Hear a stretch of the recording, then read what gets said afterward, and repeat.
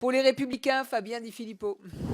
Merci Madame la Présidente, bonjour Madame le Commissaire européen. Vous l'avez dit, effectivement, l'Union européenne est actuellement sous le feu des critiques et suscite de la défiance, et on le voit partout en Europe, parce qu'elle ne protège pas assez, parce qu'elle n'est pas assez démocratique, parce que parfois on la trouve autoritaire ou que son fonctionnement paraît opaque à nos concitoyens. Et le CETA et le Mercosur que vous avez évoqués sont des très bons exemples en la matière. Ils prévoient notamment l'arrivée, on l'a dit, de plusieurs centaines de milliers de tonnes de viande bovine issue du Canada ou du Brésil, dans des pays où on élève les bêtes dans des feedlots qui font plusieurs dizaines de milliers de bêtes, donc pas du tout les mêmes conditions de production qu'ici, où on les nourrit au maïs OGM, aux farines animales, où on utilise des antibiotiques qui tiennent le d'hormones de croissance, et je ne parle pas de la traçabilité qui suit des règles bien différentes des autres. Madame le commissaire européen, nos agriculteurs n'ont pas peur de la concurrence.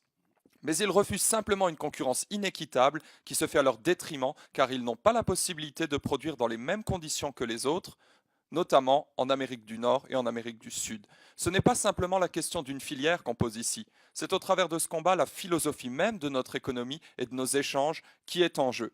Nous savons que certaines filières pourront exporter plus, vous avez parlé des fromages et des vins et spiritueux, mais je vous pose les questions suivantes. Où est l'équité et où est la réciprocité, notamment pour nos éleveurs, dans ces accords? Où est l'association des peuples et des États que le président de la Commission des affaires économiques a appelé de manière beaucoup plus forte? Existe-t-il une seule étude d'impact sur les conséquences sanitaires pour le consommateur français et européen de l'arrivée sur le marché de près de 200 000 tonnes de bœuf issus de ces pays américains? Comment accepter les règles du commerce mondial si l'Union européenne ne joue pas son rôle de nous prémunir des blocages et des dysfonctionnements de l'Organisation mondiale du commerce?